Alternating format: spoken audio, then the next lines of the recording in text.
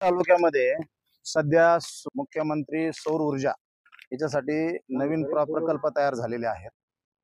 त्या प्रकल्पाच्या अनुषंगाने आम्ही गेल्या 40-50 वर्षापासून ज्या जमिनी कसतोय त्या जमिनी ते ताब्यात घेण्याचा त्यांचा हेतू आहे.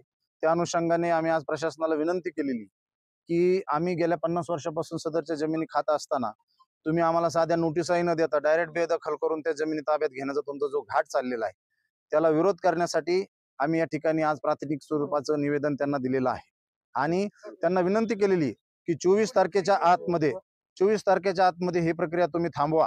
नसता 24 तारखेपासून आम्ही सर्व अतिक्रमणधारक तालुक्यातले दलित, आदिवासी, भटके, विमुक्त या सगळ्या घटकातील लोकांना बरोबर घेऊन आम्ही त्या ठिकाणी मोठं आंदोलन या ठिकाणी उभारण्याच्या मार्गावर आहोत आणि 24 तारखेला आम्ही या ठिकाणी आष्टीच्या तहसील कार्यालयासमोर म्हणजे उपोषणाला बसणार आहोत.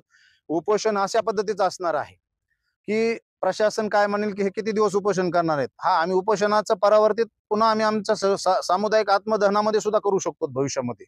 त्यांनी जर आम्हाला जास्त चिडीला लावलं तर आम्ही त्या ठिकाणी सामुदायिक आत्मदहन सुद्धा या ठिकाणी करण्याच्या मार्गावर आम्ही सर्व अतिक्रमणधारक आहोत.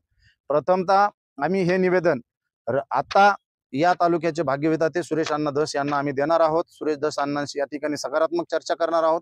त्यांनी जर त्या चर्चेला आम्हाला प्रतिसाद दिला आणि संबंध गायनधारकांच्या विषयी जर त्यांनी भावना त्या ठिकाणी चांगल्या व्यक्त केल्या, त्यांच्या चांगल्याच भावना आहेत, ते आमच्या पाठीशी उभा राहतील.